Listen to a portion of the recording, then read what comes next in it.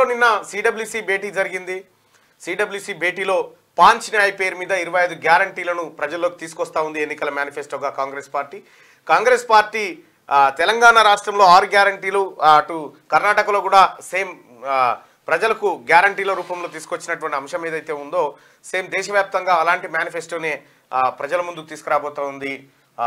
భారత్ న్యాయ్ జోడో యాత్రలో వీటిపైన అనేక సార్లు చర్చించినటువంటి రాహుల్ గాంధీ నిన్న సిడబ్ల్యూసి దానికి ఆమోద ముద్ర వేసింది.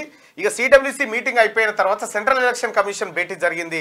తెలంగాణలో మిగిలినటువంటి 17 లోక్సభ స్థానాలకు అభ్యర్థులను ఖరారు చేసే అంశమై నిన్న భేటీ జరిగింది. అయితే అభ్యర్థుల ప్రకటన మరి ఇవాళ ఉంటుందా, ఇంకా కొన్ని రోజులు ఆపుతారా అనేది వేచి చూడాల్సినటువంటి అంశం. ఇక ఇది కాంగ్రెస్ పార్టీ అయితే భువనగిరి బీఆర్ఎస్ పార్టీ లోక్సభ అభ్యర్థిగా బూడిద భిక్షమయ్యను దాదాపుగా ఖరారు చేసినట్టుగా తెలుస్తా ఉంది.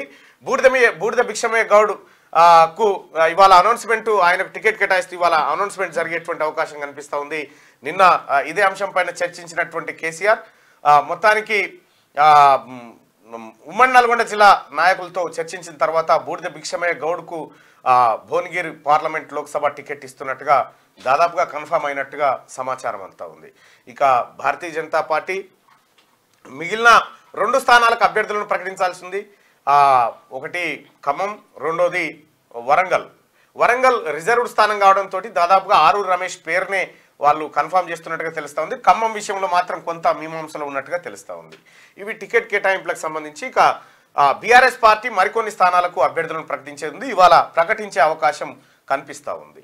ఇది లోక్సభ ఎన్నికల వేళ ఆయా పార్టీలకు సంబంధించినటువంటి అంశం. అయితే ఇక